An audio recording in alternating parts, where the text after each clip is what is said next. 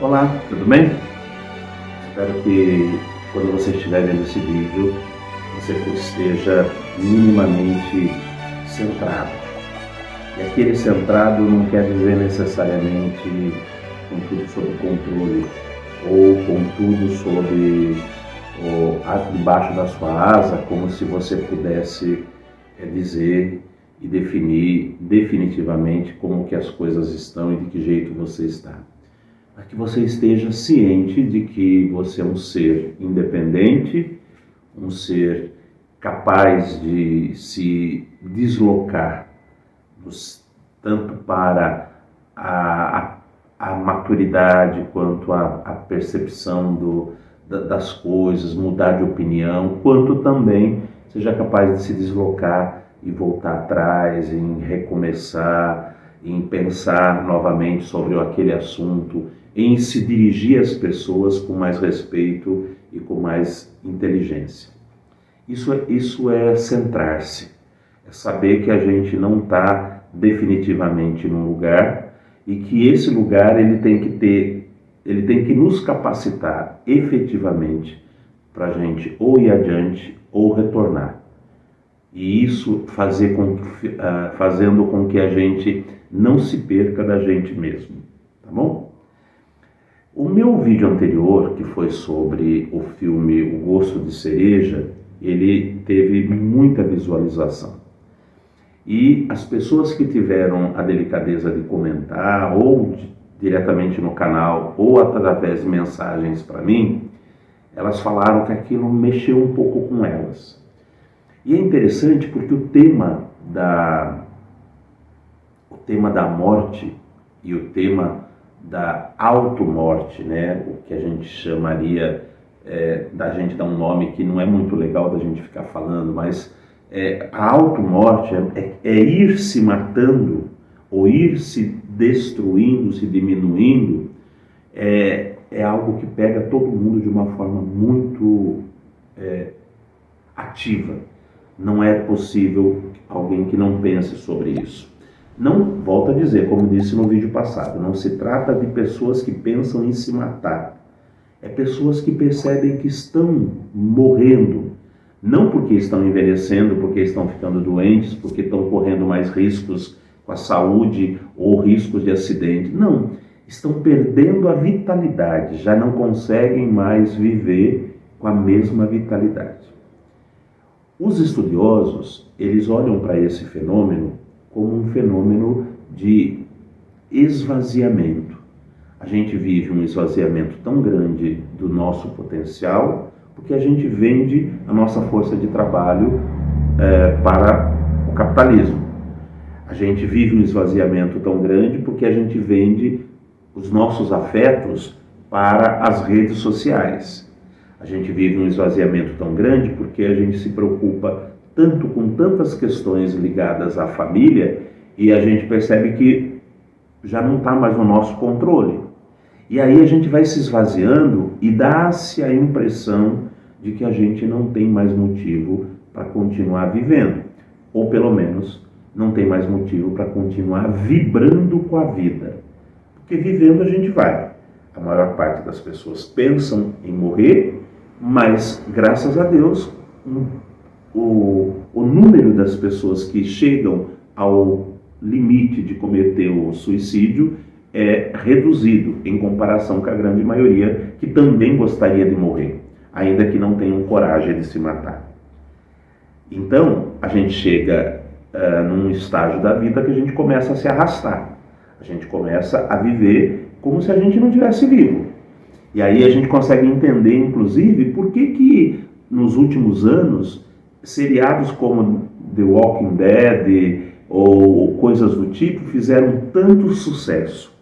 Porque, de algum modo, ele fez uma retratação daquilo que são os acontecimentos na vida das pessoas, dos grupos sociais, da própria sociedade, que vai se tornando zumbi, ou que vai se tornando um morto que não está morto, mas também um vivo que não está vivo. E, portanto, a gente vai se dilacerando durante o processo. A gente tem que fugir de quem está morto ainda que fugir de quem está morto não garanta a nossa vida.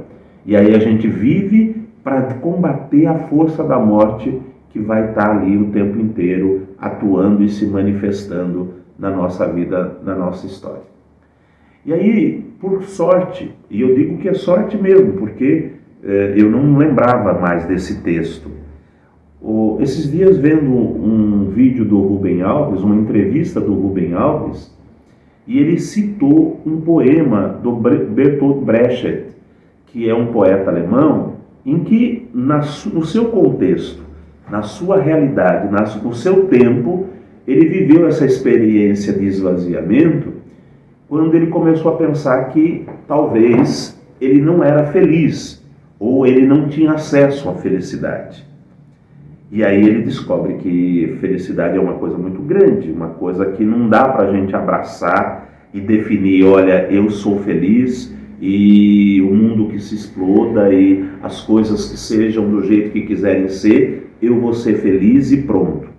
Aliás, esse é o argumento falacioso que a sociedade usa através das festas, através das baladas, através das postagens poderosas em lugares paradisíacos.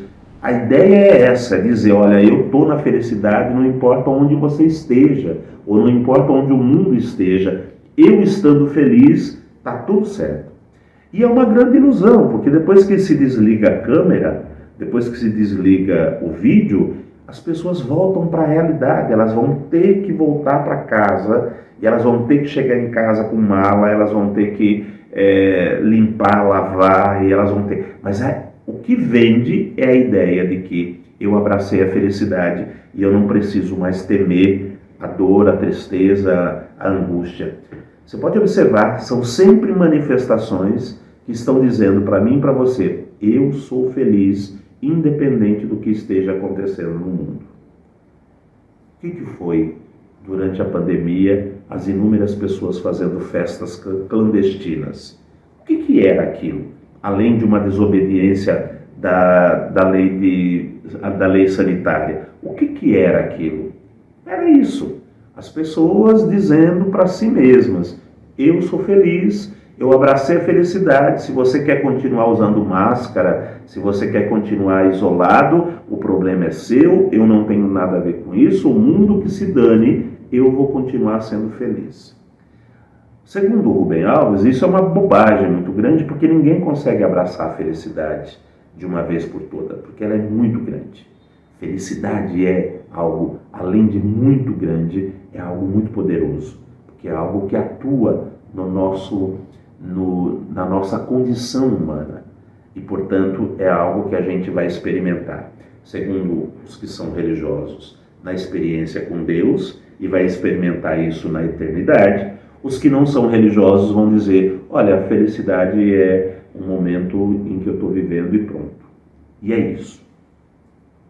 E aí, nessa entrevista do Rubem Alves, ele diz assim, ele cita um poema do Bertolt Brecht, que chama-se Alegria, Alegrias. E ele vai dizendo que o que são as alegrias? É aquele momento em que você sente a cama quentinha debaixo da coberta antes de levantar, é o banho quente que você toma, é o café com leite que você sente o aroma e muda o seu humor, é o pão com manteiga na chapa.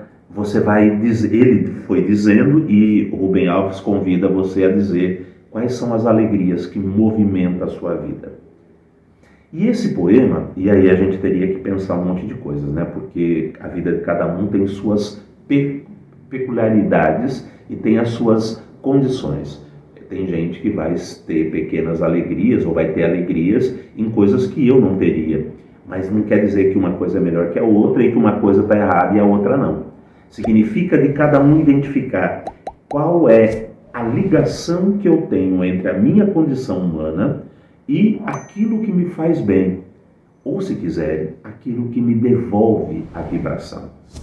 Se a tristeza, a melancolia, a angústia, a depressão é um esvaziamento, e hoje a gente vive uma época em que esse esvaziamento se tornou social, a gente está esvaziado socialmente, as pequenas alegrias, ou simplesmente as alegrias, vão devolvendo para nós essa capacidade vibratória, onde você vibra com pequenas coisas. Que coisa mais linda do que você ver um pai voltando para casa depois de um dia de trabalho e recebendo o abraço do filho? É uma vibração. É uma vibração que devolve para ele um nível de realização que não tem sauna, que não tem massagem, que não tem remédio que pode dar isso para ele. Esse abraço do filho esperando o pai chegar, que devolve a ele essa força, é o que faz no dia seguinte ele levantar e mesmo com com o coração partido, com medo do que pode estar acontecendo, ele vai para o trabalho e ele faz do trabalho a sua motivação para vibrar, para viver, para experimentar a volta para o abraço do filho. Isso aqui é uma coisa mais linda do que você ver uma pessoa, e eu acho isso extraordinário, uma pessoa que canta na noite, por exemplo, barzinho, quiosque, e ele está lá sentado com sua voz e violão cantando, e as pessoas conversando, ninguém prestando atenção nele, e ele está vibrando com aquilo. É impressionante, tem uma vibração poderosa, porque ele consegue não só cantar, ele não é uma vitrola cantando, ele é alguém que está interpretando, dando emoção, e de vez em quando aquela música, aquele agudo, aquele vibrato que ele faz enquanto ele está se apresentando, toca o coração de alguém, e alguém vira e procura e se comove com aquilo. Eu acho isso extraordinário, mas ele tem que encontrar motivo para vibrar, porque no caso desse rapaz, dessa pessoa que toca no barzinho, se for pelo cachê, ele não sai de casa. Ele tem que ter um motivo para sair de casa. E é esse desejo, essa vontade, essa necessidade de também dar para o outro a capacidade de vibrar. Isso aqui é uma coisa mais linda do que você estar andando pela rua do seu bairro e você vê uma pessoa, geralmente são pessoas mais maduras, mais idosas, cuidando no jardim. Eu acho aquilo extraordinário. Não só porque é bonito, mas é porque essa pessoa encontrou um jeito de ir para dentro dela, cuidando do mundo, cuidando das outras pessoas, cuidando da beleza. O que eu quero dizer com isso? É que essas pequenas alegrias são as nossas doses de vacina contra a depressão, contra o tédio, contra o esvaziamento. O mundo vai continuar nos esvaziando. A gente vai continuar querendo encontrar alguém que execute o serviço sujo para a gente. Lembrando aqui do filme O Gosto de Cereja. Mas o mundo vai insistir em dizer, através das pequenas alegrias, que observa isso, olha para aquilo, se alegre com aquilo, se alimente dessa perspectiva, se alimente desta condição, se coloque naquele lugar onde você consegue perceber que o cansaço, que a dor, que o medo, que a tristeza ou qualquer outro sentimento dá lugar para essa vibração que faz você não se arrastar pelos dias, mas faz você vibrar com a alegria de estar vivo. E isso, de algum modo, vai te levar para perspectivas diferenciadas. Porque se você vibra, você faz o outro vibrar, ou você faz aquilo que está ao seu redor vibrar também. Mas mais do que isso, se a gente começa a vibrar e os outros também começam a vibrar, a gente pode pensar, inclusive, na capacidade que a gente tem de mudar o mundo. Vocês não ficam impressionados quando vocês veem a torcida do seu time assistindo o jogo lá no estádio e gritando e fazendo coreografia e fazendo momentos que são alucinantes, em que parece que aquela torcida virou uma pessoa só? Agora imagine que aquela torcida são todas as pessoas que estão vibrando. E que pode ser aí na tua casa, pode ser aí na tua comunidade, pode ser aí no teu trabalho. A gente vibrar e a gente conseguir direcionar aquilo que estava nos afetando, aquilo que estava nos contaminando, para um outro universo, para um outro patamar, para uma outra realidade, para um outro mundo.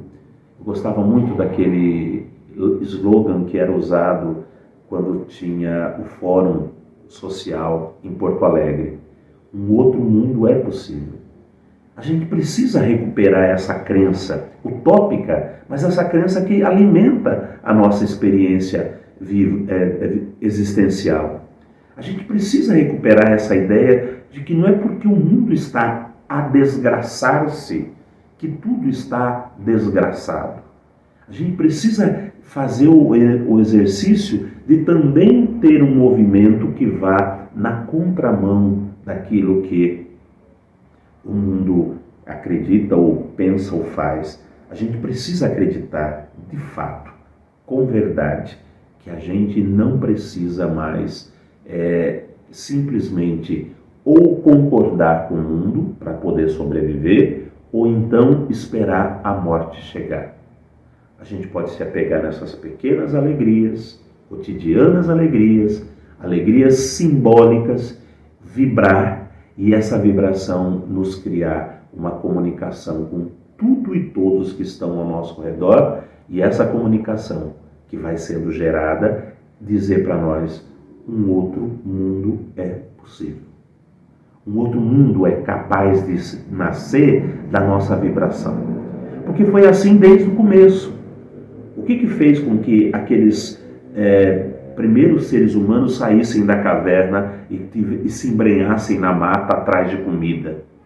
O que fez com que aquelas pessoas, quando voltassem para casa, percebessem que aquela comida crua era uma coisa, mas que elas poderiam também cozinhar e poderiam dominar o fogo, e dominando o fogo elas poderiam fazer coisas diferentes? O que fez com que, cansados da luta diária de lutar contra os animais selvagens, eles ainda tivessem tempo para contar histórias nas paredes das cavernas? E aí você vai puxando. Todos os acontecimentos foram feitos nessa perspectiva. Um outro mundo é possível.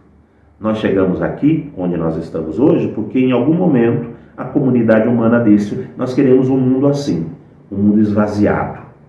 E a gente chegou aqui. Ok, não se trata de dizer quem é culpado e quem não é, até porque a gente sabe quem é o culpado, mas não se trata de ficar buscando o culpado, se trata de dizer o que a gente faz daqui para o outro ponto, para o outro lugar onde a gente quer chegar. E não perder esse mantra: se um outro mundo é possível, e um outro eu também é possível. Não um outro eu no sentido de substituição, mas um outro eu com outras energias, com outras capacidades. Talvez a gente tenha que voltar sempre ao gosto de cereja, ou às pequenas alegrias que nos faz vibrar, que nos faz ir adiante. Um abraço, fiquem bem, fiquem na paz. Se você gostou do vídeo, curta, comente. Se você puder compartilhar, ajuda muito. E eu agradeço imensamente a sua presença semanal aqui comigo. Um abraço.